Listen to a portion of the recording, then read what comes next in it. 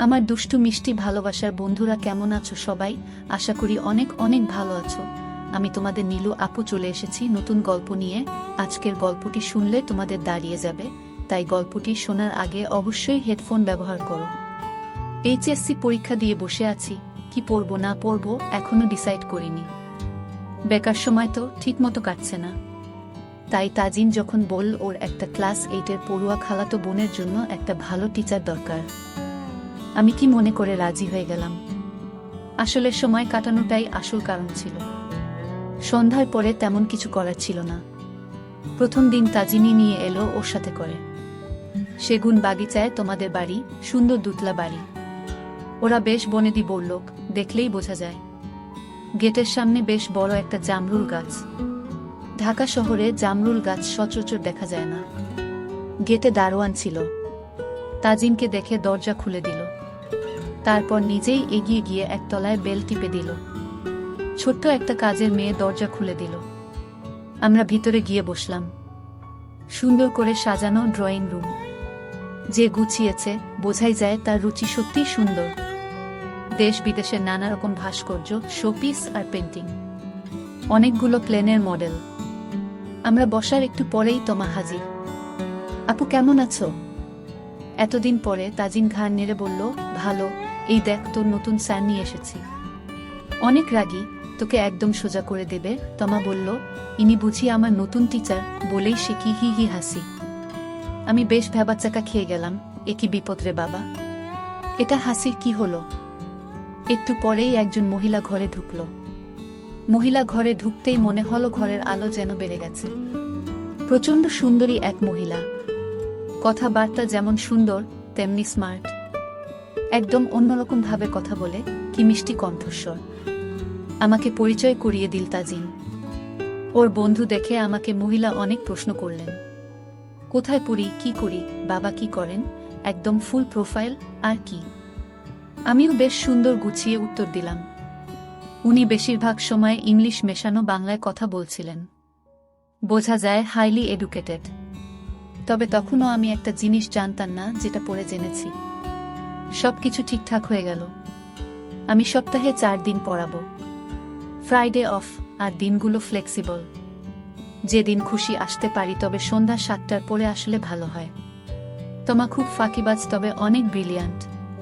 পড়ানো শুরু করার পরেই বুঝতে পারলাম তোমার টিউটার এত ঘন ঘন চেঞ্জ হয় কেন।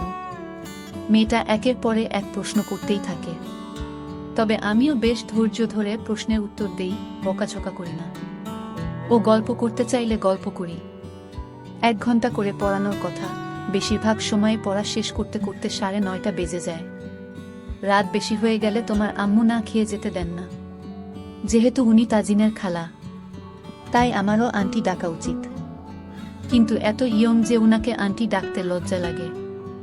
উনাকে দেখলে কেউ বলবে না যে উনার এত বড় একটা মেয়ে আছে। মেরে কেটে উনার বয়স 24 পার করানো যাবে না।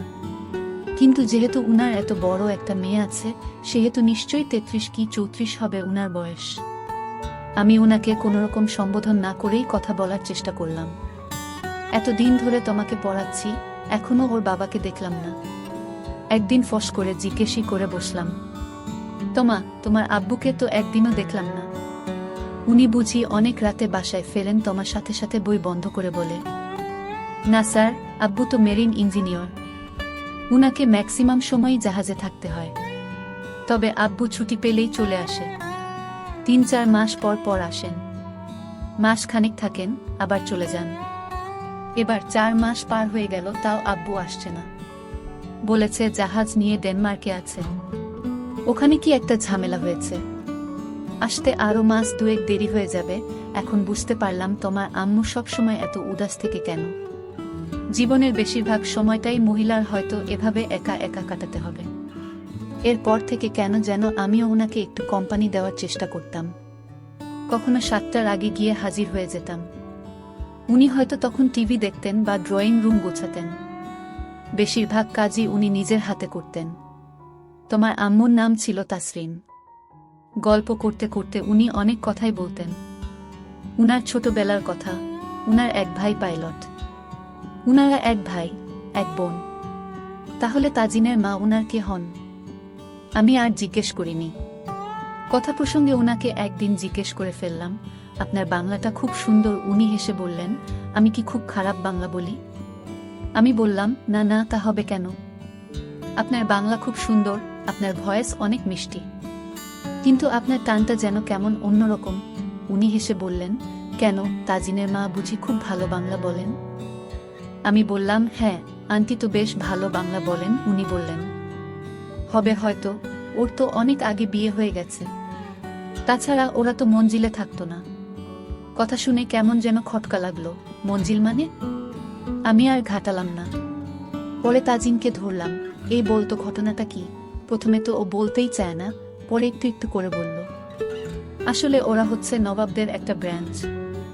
শুনে তো আমি আটকে উঠলাম। বলে কি? ওর নানা নাকি 2 বিয়ে করেছিল। বড় ঘরে ছিল তোমার মা, আর ছোট ঘরে ছিল তাজিনের মা। তাজিনের মা আবার ওর মায়ের বড় সন্তান। ফ্যামিলিতে প্রবলেমের কারণে ওরা বড় হয়েছে মঞ্জিলের বাইরে, আর বাকিরা মোটামুটি জয়েন্ট ফ্যামিলির মতো বড় হয়েছে একসাথে। পরে অবশ্য সব ঠিকঠাক হয়ে যায়। ওদের মেন ল্যাঙ্গুয়েজ নাকি উর্দু ছিল। তাজিনের নানা নাকি এখনো উর্দুতে কথা বলে, ভালো বাংলা বলতে পারে না। এসব শুনে তো আমার চক্ষু চড়ক গাছ। বলে কি? যাই হোক, সেদিন থেকে আমি তোমার মায়ের সাথে আরো বেশি সময় কাটাতে লাগলাম। তমা বেশিরভাগ সময়ই আত্মীয়দের বাসায় ঘুরতে চলে যেত, কাজেই আমাকে অনেকক্ষণ বসে থাকতে হতো। সেই সময়টা তোমার মা অনেক কথা বলতো আমাকে, ঠিক যেন এক বন্ধুর মতো। উনার 16 বছর বয়সে বিয়ে হয়ে যায়, 17 বছর বয়সে বাচ্চা। উনি দুঃখ করে বলেন, ওনার অনেক স্বপ্ন ছিল, অনেক লেখাপড়া করার ইচ্ছা ছিল, সেগুলা কিছুই হয়নি। উনার হাজব্যান্ড বেশিরভাগ সময় শিপে থাকে। উনাদের মধ্যে একটা দূরত্ব হয়ে গেছে। আমিও যেন বয়সের তুলনায় অনেক বেশি বুঝতে শিখে গিয়েছিলাম। আসলে এত কম বয়সে এত বেশি যে হয়তো নারীদেরকে অনেক বেশি বুঝতে শিখে গিয়েছিলাম। মেয়েরা সবসময় একজন ভালো শ্রোতা খোঁজে, যাকে সব বলতে পারে। আর আমি বাজি রেখে বলতে পারি, আমি একজন খুব ভালো শ্রোতা। তখন ব্রিটিশ কাউন্সিলে একটা কোর্স করছি, কাজেই ইংলিশটাও প্র্যাকটিস করা প্রয়োজন। তোমার মা মাঝে মাঝেই ইংলিশে প্রশ্ন করে বসে, আমিও ফটাফট অ্যান্সার করে দিই। আমরা দুজনেই একজন অপরের কোম্পানি খুব পছন্দ করতাম। আমার মনে তখনও পাপ ঢোকেনি, কিন্তু হঠাৎ একদিন একটা ছোটখাট ইনসিডেন্ট হয়ে গেল। বিকালে আমরা বন্ধুরা মিলে রেগুলার ক্রিকেট খেলতাম। সেদিন ক্রিকেট খেলে ঘেমে মোজা খুলে অনেকক্ষণ ধরে শাওয়ার নিলাম। এখন তোমাকে পড়াতে যাব। নতুন খুঁজে দেখি সবগুলো ধুয়ে দেওয়া, এখনো শুকায়নি। কি আর করা, একটা ট্রাউজার আর চপ্পল পরে বেরিয়ে পড়লাম। দরজায় কলিং বেল দিতেই তোমার মা দরজা খুলে দিল। যথারীতি কিছুক্ষণ ড্রয়িং রুমে বসে গল্প করছি। গল্পের এক ফাঁকে দেখি তোমার মা আমার ট্রাউজারের দিকে চেয়ে আছে। উনার দৃষ্টি অনুসরণ করে দেখি আমার বাবাজি কোনো এক অজানা কারণে একটু স্ফীত হয়ে আছে, এবং তোমার মা সেদিকে দেখছে। আমি বেশ অস্বস্তি বোধ করলাম, কিন্তু ব্যাপারটা পাত্তা দিলাম না। তোমাকে পড়াতে গেলাম। আমি চা কফি কিছু খাই না, তাই তোমার আম্মু হয় আমাকে বাদাম পেস্তা মেশানো লস্যি পাঠাতো, নয়তো ফালুদা। তোমার মায়ের হাতের ফালুদা, ও অপূর্ব স্বাদ। তমা পড়তে পড়তে হঠাৎ বলে, স্যার আমি আসছি, বলেই দৌড়ো। আমি বুঝলাম টয়লেটে যাচ্ছে। আমি বসে বসে পাতা উল্টাচ্ছি। এমন সময় তোমার মা ছোট একটা ট্রে নিয়ে হাজির। তোমার ছাত্রী কই গেল? আমি বললাম, আসছি বলে দৌড় দিল। মনে হয় টয়লেটে গেছে। তোমার মা ট্রে এনেছে, তার মানে মনে হয় ছোট কাজের মেয়েটা অসুস্থ। এই নাও তোমার ফালুদা আর শরবত। আমি কি মনে করে উনাকে হেল্প করতে গিয়ে হাত বাড়িয়ে ট্রে ধরতে গিয়ে উল্টে দিলাম গ্লাসটা। নিছক দুর্ঘটনা, কিন্তু গ্লাস উল্টে পড়ল উনার শাড়ির উপর। উনি লাফিয়ে সরে যেতে গিয়ে গ্লাস ফেলে দিলেন মেঝেতে। ঝনাত করে গ্লাসটা ভাঙল, শেষে বাটিটাও। তমা দৌড়ে আসলো। আমার মুখটা লজ্জায় কাচুমাচু। তমাও এসে গেছে। ও দরজার কাছে দাঁড়িয়ে হি হি করে হাসছে। তোমার মায়ের শাড়িতে লেগেছে। উনি পিছিয়ে গিয়ে বললেন, তোমরা ড্রয়িং রুমে গিয়ে বসো, আমি এটা পরিষ্কার করে দিচ্ছি। দেখ পা কাটে না যেন। আমি আর তমা গিয়ে ড্রয়িং রুমে বসলাম। আমার বেশ খারাপ লাগছিল, সরি বলা উচিত। আমি বললাম, তমা তুমি একটু একা একা পড়ো, আমি তোমার আম্মুকে সরি বলে আসি। আমি ওর আম্মুর রুমের সামনে দাঁড়িয়ে নক করতে যাব। এমন সময় দেখি রুমের দরজা আধখানা খোলা আর উনি শুধু পড়ে আছেন। দেখা যাচ্ছে আমার সাথে চোখাচোখি হয়ে গেল। আমি যে কি ভীষণ লজ্জা পেলাম, কিন্তু তোমার মা বোধহয় লজ্জা পায়নি, বরঞ্চ একটা ছোট্ট হাসি উপহার দিল। এই হাসিতে কি ছিল জানি না, তবে কেন যেন মনে হয় আমন্ত্রণের হাসি। আমার কান, নাক, চোখ সব গরম হয়ে গেল। আমি ওই মুহূর্তে ড্রয়িং রুমে চলে এলাম। কিছুক্ষণ কথা বলতে পারলাম না। তোমার মা বেশ কিছুক্ষণ পরে এসে বলল, তোমাদের রুম পরিষ্কার হয়ে গেছে, চাইলে যেতে পারো। আমি উনার দিকে তাকাবার সাহস পাচ্ছিলাম না। আমি সেদিনের মতো পড়ানো শেষ করে বাসায় চলে আসলাম। পরদিন যাব না করেও কি মনে করে 7টার আগেই হাজির। তোমার মা যথারীতি দরজা খুলে দিল। আজকে গেটে দারোয়ানকে দেখলাম না, হয়তো কোনো কাজে পাঠিয়েছে। আজকে তোমার মা একটা অফ হোয়াইট শাড়ি পরেছেন, অপূর্ব সুন্দরী লাগছে, যেন সত্যিকারের এক রাজকুমারী। একটু কি সেজেছেও? হ্যাঁ তাই তো, আমি খানিকক্ষণ অপলক দৃষ্টিতে দেখলাম। তারপরে ড্রয়িং রুমে গিয়ে বসলাম। তোমা বাসায় নেই, ওর মা বলল আজকে ও নানা বাড়ি থাকবে। আমার বুক দূর দূর করে কাঁপছিল, তবু আমি সোফাতে বেশ স্বাভাবিক হয়ে বসার চেষ্টা করলাম। অন্যদিন তোমার মা আমার অপোজিটের সোফাতে বসে, আজকে আমার পাশে বসেছে। উনার থেকে হালকা একটা পারফিউমের গন্ধ বাতাসে ভেসে আসছে। আমি আচ্ছন্ন হয়ে যাচ্ছি কোনো এক মাদকতার। আজ যে কথাই বলছো না, কি হয়েছে তোমার? আমি নিজেকে স্বাভাবিক রাখার চেষ্টা করেও পারছি না। তোমার মার দিকে চোখ তুলে তাকাতেও পারছি না। দর দর করে ঘামছি। তুমি সুস্থ আছো তো বলেই উনি আমার কপালে হাত ছোঁয়ালেন। উনি কপাল, গাল আর গলায় হাতের উল্টো পাশ রেখে বেশ কিছুটা সময় ধরে পরীক্ষা করে বললেন, জ্বর নেই তো। ঘামছো কেন? আমি এবার মুখ তুলে তাকালাম। আমার চোখ হয়তো লাল হয়ে গিয়ে থাকবে। মুখ, কান, নাক সব দিয়ে আগুন বেরোচ্ছে। আমার হাত কাঁপছে, একই হতে যাচ্ছে।